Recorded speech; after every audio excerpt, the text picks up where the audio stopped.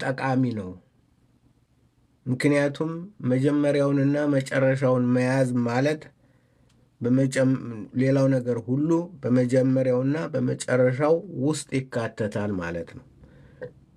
ሌላው ነገር ሁሉ በመጀመሪያውና በመጨረሻው ውስጥ ይካተታል ማለት ነው። በመጀመሪያውና በመጨረሻው ውስጥ ይካተታል ማለት ነው። እና ተው እንዳትወድቅ አደራ፣ በሰማይ አደራ።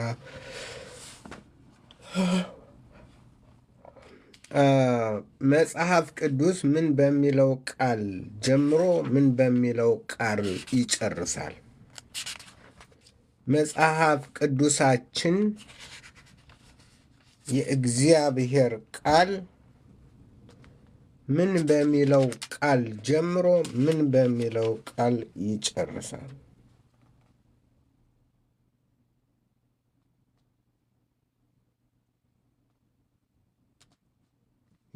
የአይሁዶች ትንሽ እንትን አድርገውታል።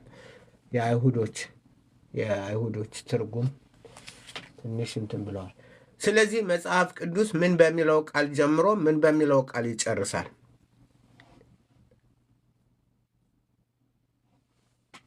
በመጀመሪያ ልክ ነው። በመጀመሪያ ጀምሯል። ምን በሚልስ ይጨርሳል?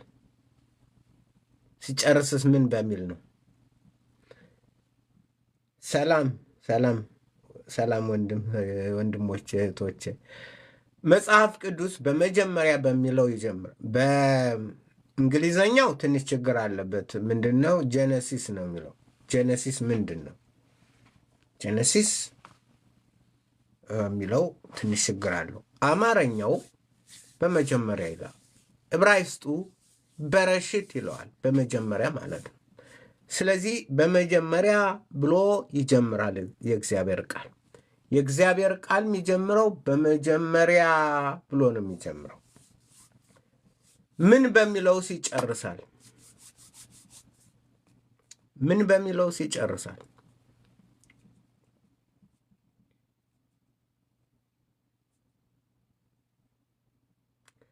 የስ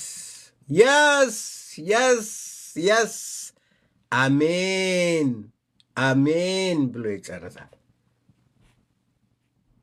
ምን ትማራላችሁ እዚህ? መጽሐፍ ቅዱስ በመጀመሪያ አለና አሜን ብሎ ዘጋ። በመጀመሪያ ብሎ ከፈተ። ሲከፍተው በመጀመሪያ ብሎ ከፈተ። ሲጨርስ አሜን አለ።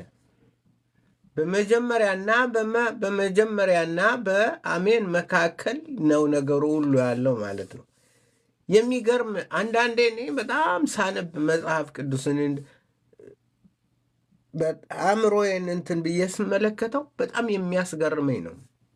የሚያስገርም መጽሐፍ ነው። የሚያስደንቅ መጽሐፍ ነው። ሰዎች ምን ያደርጋሉ? የዘመናችን ሰዎች ሙሴ ምን ጻፈው? ማንም ምናምን ጻፈው? እንደዚህ አልጻፈም፣ ኢሳያስ አልጻፈም። በጨለማ ውስጥ ሆኖ በተለይም ደግሞ አዋቂ ነንና እንትነን ብሎ የተነሱ የምዕራብ የጨለማ ፈላስፋዎች የእግዚአብሔርን ቃል ውበቱን እናንትኑን ለማጥፋት እንትን ይጥራሉ።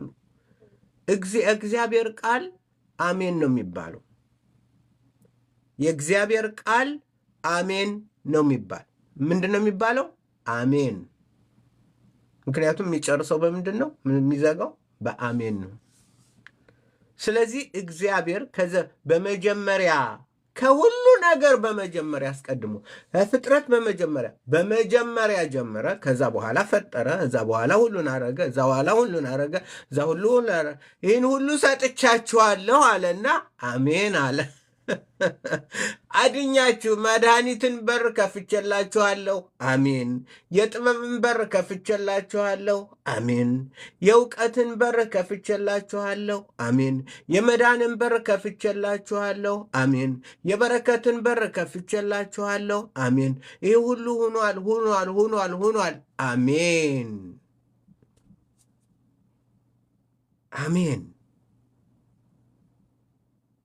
አሜን።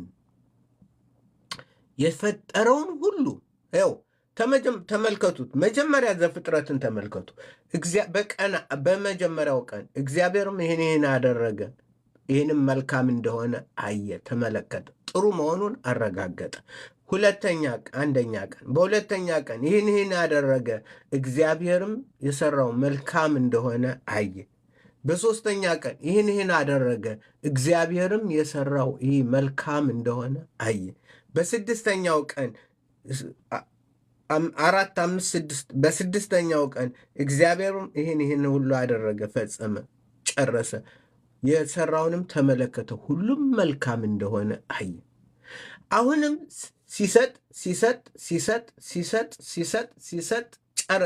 ሲጽፍልን መጽሐፉን ሁሉ በዛ ሁሉ ያሉትን መጽሐፎች ሁሉ ሲሰጠን ነቢያትን ሲያስነሳ መልእክትን ሲልክ ሁሉን ነገር ካደረገ በኋላ አሜን አለ።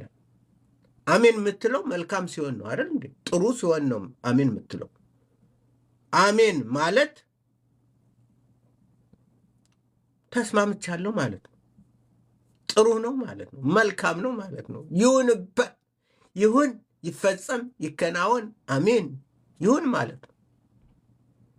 ስለዚህ የእግዚአብሔር ነገር ይሄ ነው። በሰጠነ ነገር ሁሉ አሜን ነው። እግዚአብሔር የሚጸጸትበት ነገር የለም። ከዘፍጥረት እስከ ራእይ ድረስ ባለው እስከ መጨረሻዋ ቃል በመጀመሪያ ብሎ እስከጀመረውና በመጨረሻ አሜን ብሎ እስከጨረሰበት ጊዜ ያለው ሁሉ እግዚአብሔር መልካም እንደሆነ አይቶ ነው ለእኛ ያደረገልን። ስለዚህ አሜን የሚለው ቃል ለእናንተና ለእኔ መጽሐፉን አንብበን እግዚአብሔር የሰጠን አንብቡ። አንብብ ዘፍጥረት በመጀመሪያ እንዲሆነ በመጀመሪያው ቀን እንዲሆነ ጨለማን በጥልቁ ነበር፣ እንዲህም ሆነ፣ እግዚአብሔርን ብርሃን ይሆናል፣ ብርሃን ሆነ፣ እንዲህ አለ። ዘፍጥረት ከዛ በኋላ ዘጸአት፣ ዘዳግም፣ ዘምናምን ሄደ፣ ኢሳይያስ፣ ኢያሱ ምናምን፣ ኤርምያስ ሁሉ ራእይ የመጨረሻው አሜን። ሁሉን ነገር አድርጎ ይህንን አድርጎ የሚሰጥ ያ እጅግ መልካም ነበር ያየውን ሁሉ እና ለምንድን ነው እግዚአብሔር እንደዚህ የሚያስተምረን? በመጀመሪያው ቀን እንደዚህ መልካም እንደነበር አየ። እግዚአብሔርም አየ፣ ሰራ። ኦኬ፣ ረጋ ብሎ ተመለከተው፣ መልካም። አሁንም ሰራ፣ ተመለከተው፣ መልካም። ሰራ፣ ተመለከተ፣ መልካም። ሰራ፣ ሁሉን ጨረሰ፣ እጅግ መልካም። በዛ መልኩ ደግሞ ሁሉን ከሰጠን፣ የመስቀል ሥራ ከተሰራ፣ የማዳን ሥራ ከተሰራ፣ ወንጌል ከተሰጠ፣ መልእክቶች ከመጡ፣ ራእይ እንትን ካለ በኋላ ሁሉን ነገር ከሰጠን በኋላ አሜን ብሎ ዘጋው። አሁን ይሄ ነው። ስለዚህ ይህ ቃል ይህ መጽሐፍ ቅዱስ ከምንኖርበት የጅውሽ ነው የአይሁዶች ስለሆነ የአይሁዶች ነው። ምክንያቱም ይህን ነው ብምጠቀመው ከምንኖርበት እንድንኖርበት የተሰጠን፣ እንድንወጣበት የተሰጠን፣ እንድንገባበት የተሰጠን ይሄ መጽሐፍ ቅዱስ የሕይወት መጽሐፋችን ነው። እግዚአብሔር አሜን ብሎ ተሰጠ። እግዚአብሔር አሜን ካለው በኋላ ግን እንጨምራለን ይላል። ሰው እጨምራለሁ ይላል።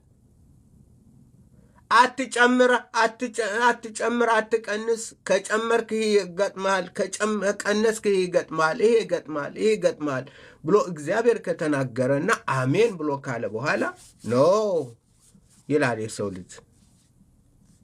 ኖ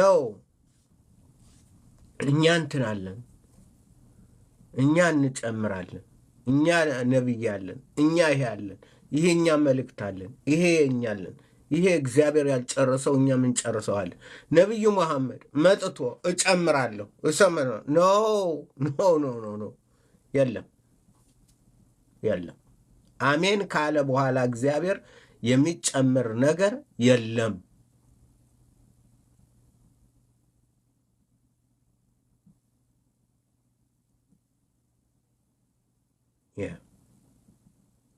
አሜን ካለ በኋላ እግዚአብሔር አሜን ብሎ ከሰጠን በኋላ ሌላ ነገር የለም። ሌላ ነቢይ የለም። ሌላ መልእክት የለም። አሜን ብለሽ ተቀብለሽ ትኖርበታለሽ፣ ትድኛለሽ። አልፈልግም፣ እዋጣለሁ፣ እፋንናለሁ፣ እንደ ዘመኑ ጴንጤ ሆናለሁ ካልሽ ወይም ደግሞ እንደ ሌላው እንደ ሙስሊሙም ያው ጨማሪ ነው። ኖ ኖ ኖ እንጅል እናንትን ነበረ። አራ ኖ ኖ የመጨረሻ አለ። የመጨረሻ የለም።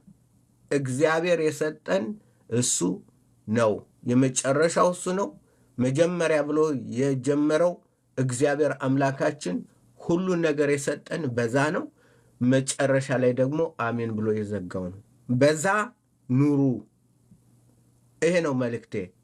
የተማርኩትን ነው ማካፍላችሁ። ዝም ብሎ ከሰማይ ዱብ ያለ ዱብዳ ነገር የለም። ክርስቶስን የምትወዱ ከሆነ ጌታ ኢየሱስን የምንወድ ከሆነ እንደ ቃሉ እንኖር። ጌታ ኢየሱስ ክርስቶስን የወደደን ፍቅር እንደዚህ ነው። እኛ እንደወደድነው ሳይሆን እግዚአብሔር አስቀድሞ እንደወደደንና ለኃጢአታችን ማስተሰሪያ ይሆን ዘንድ አንድያ ልጁን እንደሰጠን ነው። ፍቅር እንደዚህ ነው። ይህንን የወደዳችሁን የሰማይ አምላክ እግዚአብሔር አምላካችን አባታችን የምትወዱ ከሆነ በምላሹ ጆሮዎቻችሁን አዘንብላችሁ ስሙት። ገስት አስገባለሁ። የሆኑ እየገቡ እንትን ሚሉ አሉ። እነዚህ አንዳንዴ ኦኬ ገስቶች። ስለዚህ ወገኖች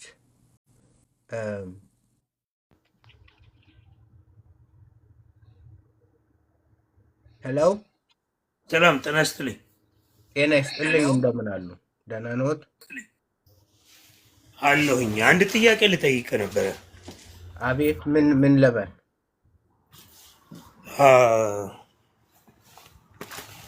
ድኛለሁ ብለህ ታስባለህ? ያ በክርስቶስ እጅ ነው ያለው። በክርስቶስ እጅ እንዳለሁ አምናለሁ። ድኛለሁ ብለህ ታስባለህ ወይ? መዳን አንተ ተድነሃል? አዎ ድኛለሁ። የዳንከው ክርስቶስን ፈጣሪ አድርገህ በመቀበልህ ነው ወይስ ብዙዎች አሉና ኦንሊ ጂሰስ ወጣሉ? ጽድቄ ክርስቶስ በመሆኑ ነው። የኔ ጽድቅ ስለሌለኝ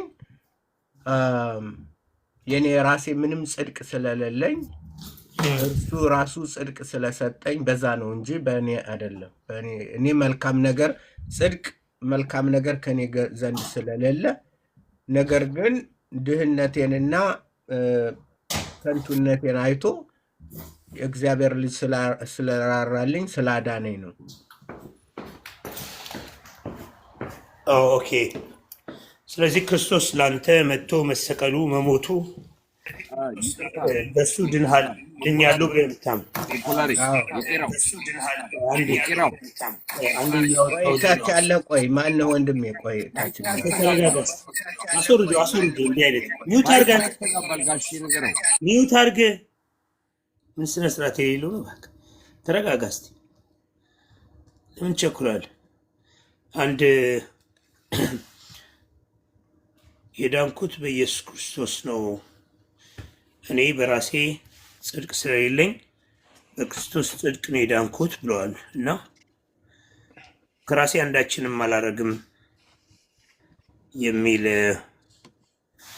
መጽሐፍ ቅዱስ ጥቅሶችን እያነሳሁ ለሱ አንዴ መጠየቅ ስለምፈልግ ነው። ታዲያ ድህነት አሁን ድኛለሁ ብለህ ነው የምታስበው ወይስ ድህነት በምድር ላይ ከመጣን በኋላ ከዚህ በኋላ ነው ምንድነው ብለህ ታስባለህ? ድነናል ነው? ድነናል፣ እኛ ድነናል። ኃጢአት ብንሰራ ከዚህ በኋላ የምናደርጋቸው ነገሮች በሙሉ ተጠያቂነት ውስጥ የለንም ማለት ነው አይደል? እንግዲህ ምን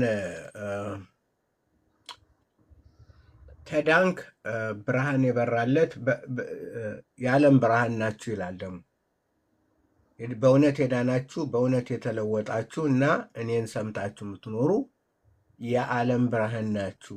ከምን ከእሱ ብርሃን የተነሳ ማለት ነው። ምክንያቱም የዓለም ብርሃን ዋና እሱ በመሆኑ እሱ በውስጣችን ሲኖርና በምድር ላይ ደግሞ ስንመላለስ በእሱ መንገድና በእሱ ጎዳና እሱ ባስተማሩ ብትወዱኝ ትእዛዜን ጠብቁ ብሎ እንዳለው በዛ ስንኖር መኖር ለመዳኔ ምንትን ያንን ኦኬ መንገዱን የክርስቶስ መንገድ በክርስቶስ መንገድ ከቆምን እንድናለን። በሱ መንገድ ላይ ሆነን እንድናለን ነው እንጂ ድነናል አይደለም። የክርስቶስን መንገድ ላይ ነው ያለ ነው። ግን ከክርስቶስ በፊት ክርስቶስ ከመምጣቱ በፊት የነበሩ ህዝቦች ድነዋል ብለህ ታስባለህ? ድነዋል እነሱ ከክርስቶስ በፊት የነበሩት? አዎ የዳኑ አሉ፣ ያልዳኑ አሉ። ስለዚህ በክርስቶስ አይደለማ የዳንከው አንተ። በክርስቶስ መምጣት አልዳንክም። ክርስቶስ ከመምጣቱም በፊት መዳን ከነበረ መዳን በክርስቶስ አይደለም ማለት ነው። ለምሳሌ ስማ እስቲ ቆይ ለምሳሌ የኢሳይያስ ወንጌል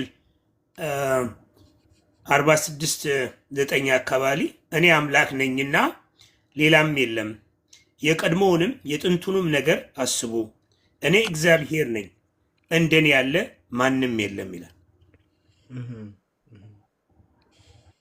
እሺ እና አብርሃም በማን ዳኑ? ቆየኝ ጠይቀህ እኮ ነው ጥያቄውን። አንዳንዴ ቆየኝ